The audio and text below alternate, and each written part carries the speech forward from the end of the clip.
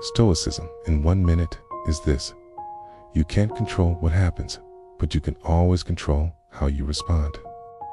The Stoics taught that external events are neither good nor bad, only our judgments make them so. This is a channel that gives you daily reminders about the most important thing in life, which is to live according to nature and be good human beings, okay?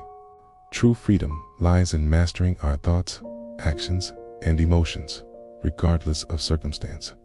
Focus only on what's within your control. Your mindset, your values, and your resilience is something we often talk about here at Daily Stoic, but it's worth reminding ourselves of from time to time. Let go of attachment, embrace discomfort, and live with virtue, courage, wisdom, justice, and self-discipline. Stoicism, practical, powerful, and timeless. And how does Stoicism help us become more resilient? Resilience is the ability to recover quickly from difficulties.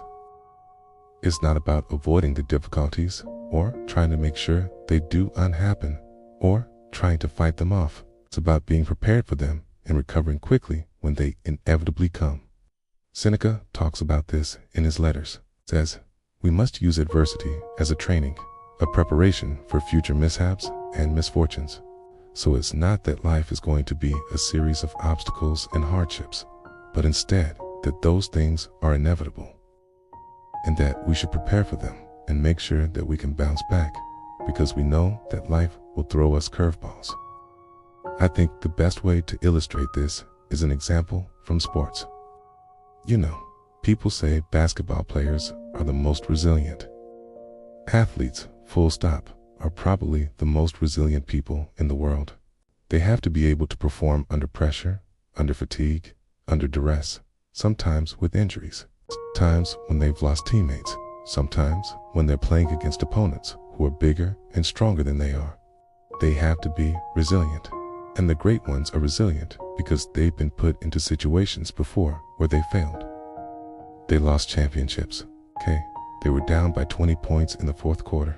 They missed game-winning shots. They stepped on the court and didn't play well. They played scared. But they've been through that. They've had those experiences so that when the next one comes along, they're better prepared. As Marcus Aurelius says in Meditations, the man who has overcome many obstacles will be all the greater for having done so. The basketball player who's just started playing, who's never been in these situations when he steps on the court, maybe he freezes, maybe he doesn't know what to do, maybe he doesn't have the poise and confidence that he needs because he hasn't been there before. He doesn't know how to handle it.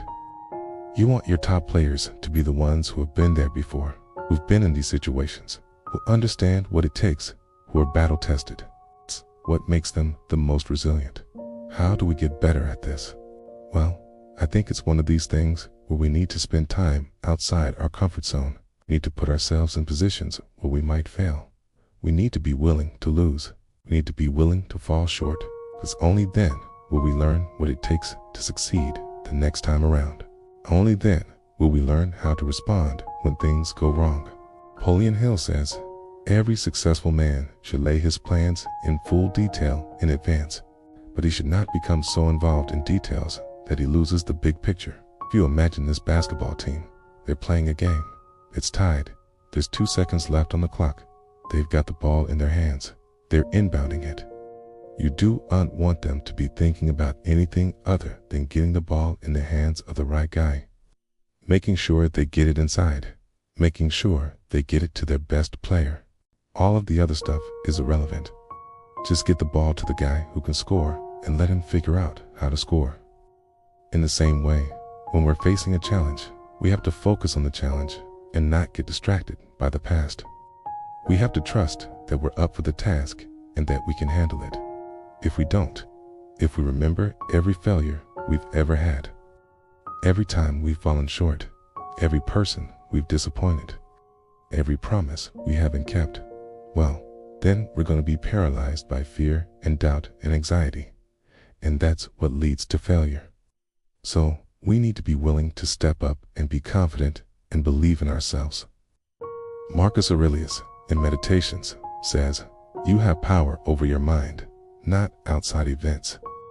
Realize this, and you will find strength.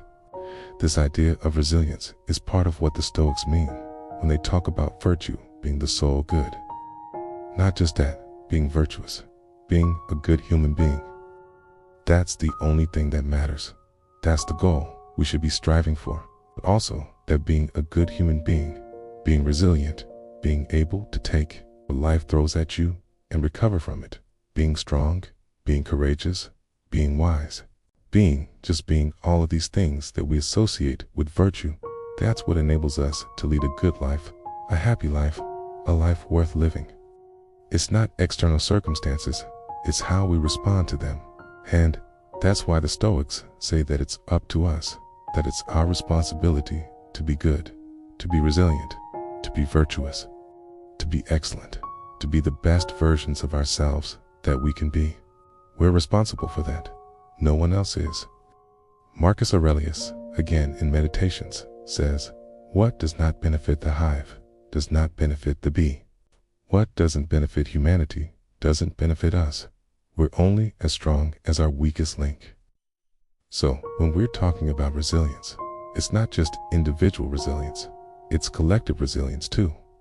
When everyone is struggling, we all have to pull together and make sure that we're there for each other. We have to make sure that we're doing everything we can to be strong and to support one another. It's easy to be resilient when times are good, when the sun is shining, when you're winning basketball games. It's easy to be brave when you're not afraid.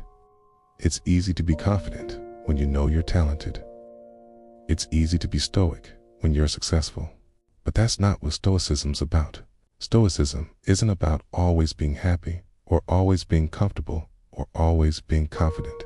It's about being able to face whatever comes your way, no matter how difficult it is, no matter how much it hurts, no matter how much it challenges you.